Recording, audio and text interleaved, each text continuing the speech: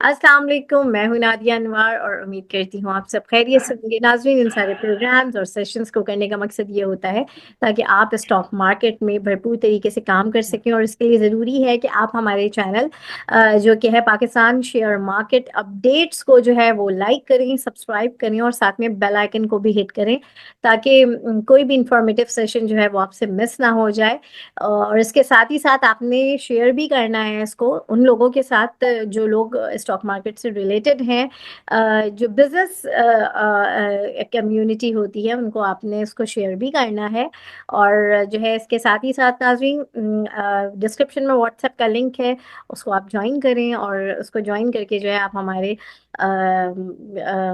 Live session का हिस्सा भी बन सकते हैं और साथ ही साथ आप अपडेटेड भी रह सकते हैं। और मैं ये भी अनाउंसमेंट करना चाहूँगी कि वेनसडे को 9 बजे सर नशत मलिक की जो कोर्स है उसकी जो है पहली ओरिएंटेशन क्लास है, और जो कि सबके लिए फ्री है। तो जो जो जो है क्लास अटेंड करना चाहते हैं तो वो अपनी जो है रजिस्ट्रेशन करवा दें, ताकि जो है वेनसडे को जो है आप सब जो है इस क्लास में, पहली क्लास में जो है आप हिस्सा ले सकें।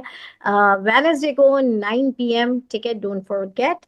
और नाज़रीन, इसके साथ ही साथ आज हमारे साथ सेशन में मौजूद हैं अ, अमीन अब्दुल गफ्फार साहब हमारे साथ मौजूद हैं, और जो है उनसे हम जानेंगे मार्केट के हवाले से। तो चलिए उन्हें वेलकम करते हैं। अस्सलाम वालेकुम सर। वालेकुम सलाम। जी सर, कैसे हैं आप? बस अल्लाह का शुक्र, खैरियत है। जी सर, अल्हम्दुलिल्लाह। अच्छा सर, सबसे पहले तो ये कि आज की मार्केट में जो है एक ओवरव्यू दूंगी। जब से ये वीक शुरू हुआ है, मंदी की वो जो एक काली घटाएं थी वो छट चुकी हैं, और दोबारा से जो है हम एक अच्छे जो है मार्केट एक अच्छे माहौल में आ चुकी है, जो कि जिसमें तेजी, हम कह सकते हैं तेजी ना भी कहें लेकिन एक अच्छी जो है वर्किंग हो रही है। तो आज के हवाले से क्या सूरत हाल रही है, थोड़ा सा अपडेट करें हमें। देखें, आज मार्केट का आगाज बहुत अच्छा हुआ। बल्कि आपने मतलब कमिंग वीक लास्ट डे भी मार्केट का मतलब मार्केट का सिनेरियो अच्छा था, तेजी का था। और आज भी मार्केट पे तेजी थी, खास करके रिफाइनरी सेक्टर, ऑटो सेक्टर और ऑयल सेक्टर के अंदर। तो इन सेक्टरों में तेजी रही। अच्छा, कल जो हमारा जो फिजिबिलिटी डेटा आया था उसमें फॉर इंडिविजुअल बाइंग थी, तो लोग इसमें घबरा गए थे कि इंडिविजुअल ने बाइंग इतनी बड़ी की है तो फिर मार्केट सर्वाइव नहीं कर सकेगी।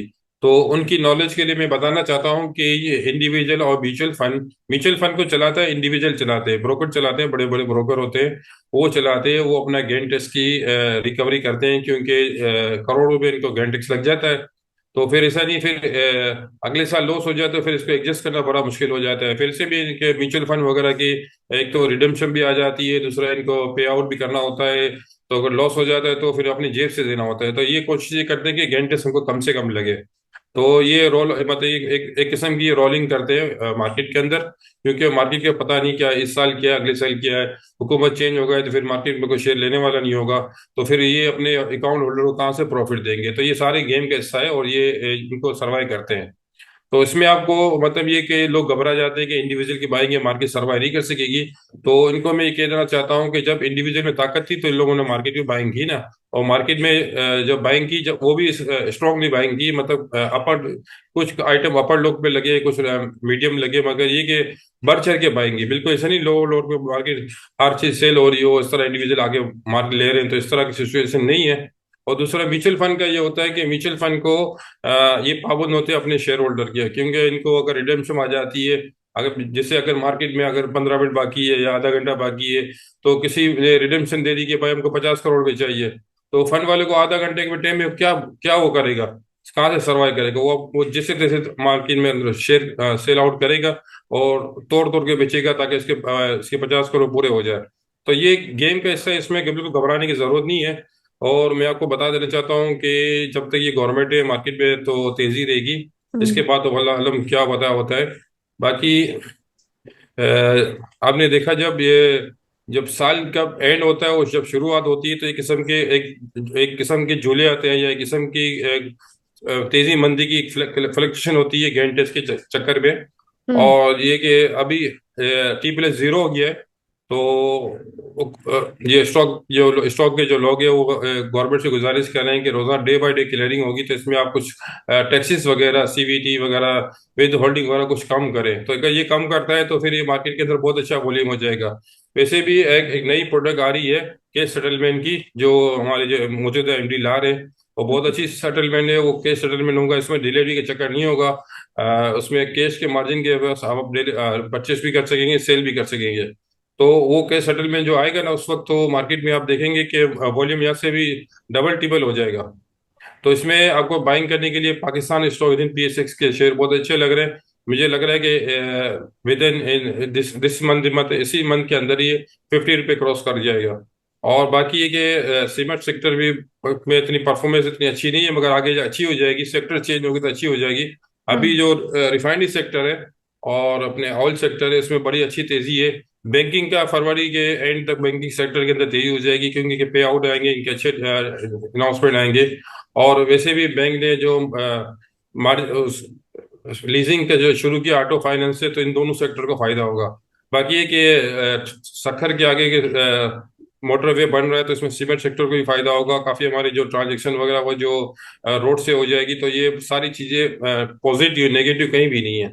नेगेटिव सिर्फ पॉलिटिकल है, और जो इंटरनेशनल हालात पे लोग इस पे डिपेंड कर रहे हैं कि अमेरिका के अंदर हुकूमत चेंज हो जाएगी तो यहाँ भी हो जाएगा। ये सब बातें सिर्फ बातें ही हैं और कुछ नहीं हम्म। है।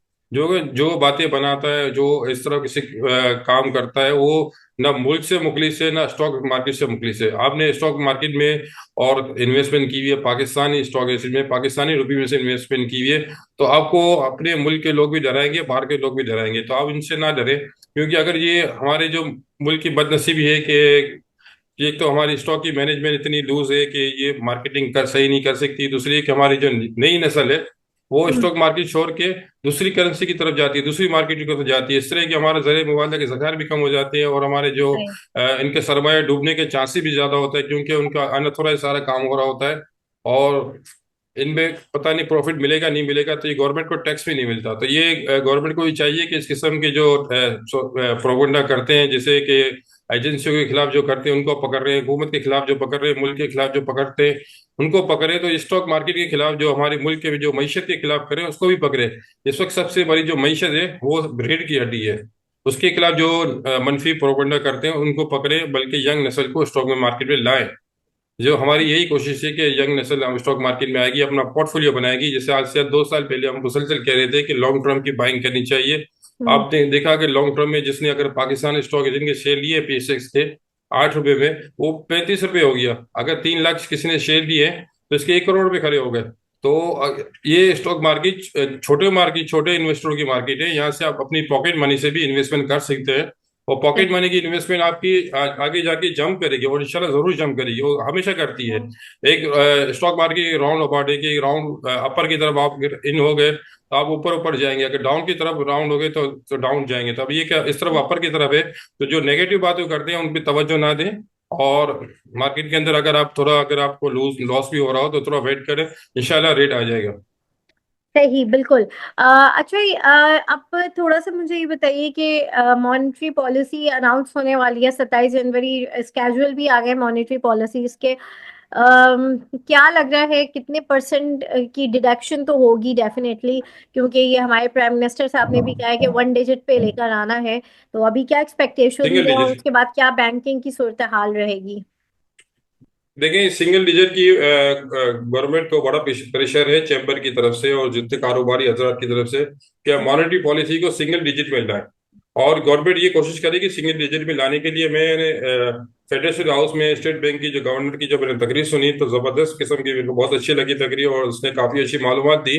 और उसने जब ये कहा कि जब डॉलर पे मतलब बहुत ज्यादा प्रेशर था, डॉलर मिल नहीं रहे थे, मिल मार्केट के अंदर डॉलर अवेलेबल नहीं थे, तो हमने दीगर करेंसियों में इन्वेस्टमेंट कर दी थी। तो इससे हमें काफी अच्छा फायदा हो गया। हमारे रिजर्व हो गया, गोल्ड में हमने इन्वेस्टमेंट की थी स्टेट बैंक ने, और दूसरी करेंसियों के अंदर वो भी डॉलर के अगेंस्ट चलती है, तो हमें काफी फायदा हो गया। तो इतनी मतलब वो पेंडिंग वाली उस वक्त सूरत हाल नहीं थी, मगर ये पॉलिटिकल असरात इतने थे कि हारी हुई पार्टी ने इतना मतलब वो पेंडिंग मुल्क के अंदर फैला दिया था कि लोग डॉलर की मोहब्बत इतनी दिलों में आ गई थी कि तमाम चीजें छोड़ के लोग डॉलर जमा कर रहे थे, तो इसकी वजह से डॉलर के अंदर खिलाफ हो गया।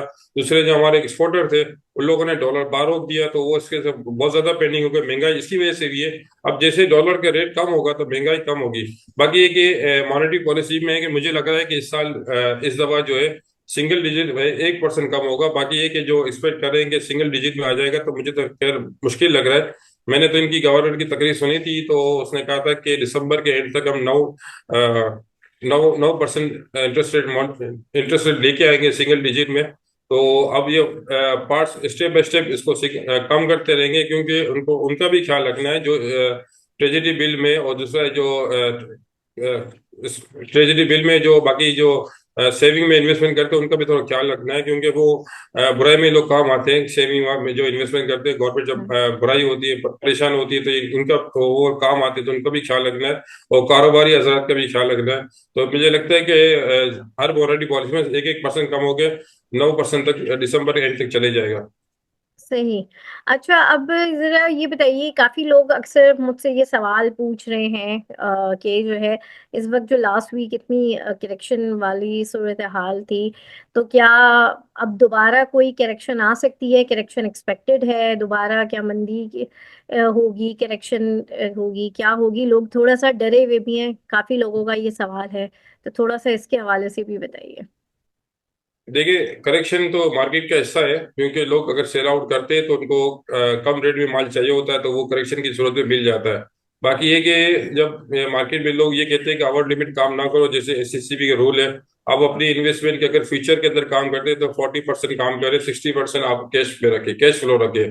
बल्कि मैं तो ये चाहता हूँ कि एसएससी ऐसा कानून बनाए कि डिलीवरी के अगेंस्ट फ्यूचर के अंदर काम ना हो, कैश सेटलमेंट हो, क्योंकि जब मार्केट में मंदी होती है तो डिलीवरी भी के रेट भी कम हो जाते हैं, और फ्यूचर के कॉन्ट्रैक्ट के भी रेट कम हो जाते हैं, दोनों तरफ से मार पड़ती है। अगर कैश होगा तो सेटलमेंट में आसानी होगी, और इन्वेस्टर का बचना आसान हो जाएगा, वरना इन्वेस्टर दोनों तरफ से फंस जाता है, वहां से भी लॉस, वहां से भी लॉस। तो इसकी जो इन्वेस्टमेंट बाजू का जीरो हो जाती है। तो ये मैं एसएससी से कहना चाहता हूँ, स्टॉक की मैनेजमेंट से कहना चाहता हूँ कि फ्यूचर के अंदर सेटलमेंट करें तो कैश सेटलमेंट करें, बाकी ना करें। बाकी ये कि मार्केट अगर करेक्शन लेती है तो इसके बाद मार्केट के अंदर हमेशा नए रेट आते हैं। आपने देखा होगा कि नए इंडेक्स आते हैं और नए रेट आते हैं। तो अब ये मुझे लग रहा है कि जिस तरह आज मार्केट में काफी तकरीबन 24-25 आइटमें अपर लोक में बंद हुई, और एक दो ही डाउन लोक में बंद हुई जिसकी परफॉर्मेंस अच्छी नहीं थी, वो उस पे थी, मतलब डिफॉल्टर पे कुछ थी, या कुछ ऐसी मतलब मोनोपोली वाली आइटम थी, ना इस पे वॉल्यूम होता था ना कुछ होता था, वो बस अपर लोग लगाती जाती थी, लगाते जाते थे, मुझे लग रहा है अपना एक्सपोजर मेंटेन कर रहे थे।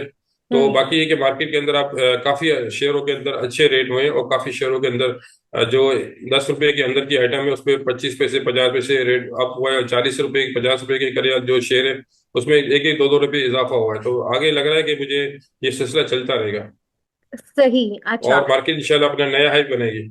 बिल्कुल, इंशाल्लाह, होप फॉर द बेस्ट। और अच्छे से आप बताएं, कल की मार्केट को कैसा देख रहे हैं? कल क्या जो है मार्केट की सूरत हाल रहेगी, और किस तरह से हमारे इन्वेस्टर्स को काम करना चाहिए? थोड़ा सा इसके बारे से बताइए। देखिए, मार्केट अच्छी रहेगी। मार्केट के अंदर नए फंड फंड भी आ रहे हैं, नए इन्वेस्टर भी आ रहे हैं, बैंकों की जो डिपॉजिट निकल के स्टॉक मार्केट में इन्वेस्टमेंट हो रही है। बाकी आपको कोई ऐसा सेक्टर नजर नहीं आ रहा। गोल्ड सेक्टर बहुत हाई है, कम्युनिटी में जो है वो भी सब बहुत हाई है, प्रॉपर्टी भी बहुत हाई है, बट आवर लिमिट बहुत ज्यादा टैक्सेस लगे हैं। तो स्टॉक मार्केट ऐसी है कि आप इसमें इजी इन हो सकते हैं, इजी आउट हो सकते हैं। तो ना इसमें आपकी प्रॉफिट लॉस वो आपका नसीब है, आपकी इन्वेस्टमेंट डूबेगी नहीं। अगर आप अपने अकाउंट में काम करेंगे तो आपके पैसे कहीं भी नहीं जाएंगे, अगर नफा हो नुकसान हो वो नसीब का खेल है। हम्म। बाकी ये कि स्टॉक मार्केट सेफ है, देखा जाए तो दूसरी निस्बत है। तो बाकी ये कि तबा ग्रुप का भी एक बहुत बड़ा फंड आ गया मार्केट के अंदर काम करने के लिए, सोहेल तबा का। तो उसमें हम्म। भी मतलब बहुत अच्छी इनको बाइंग करनी है, और दूसरी छोटे छोटे और भी फंड आ गए। तो मार्केट मुझे लगता है कि आगे मार्केट चलती रहेगी, इस तरह मंदी मंदी नहीं होगी। सेम डे करेक्शन ले लिया या 2-4 दिन करेक्शन हो गया तो इससे घबराए नहीं। अपनी अगर आपने 100% केस में काम किया तो फिर आप इंशाल्लाह लॉस नहीं करेंगे, प्रॉफिट करके ही जाएंगे। सही। अच्छा, अब जरा बताइए।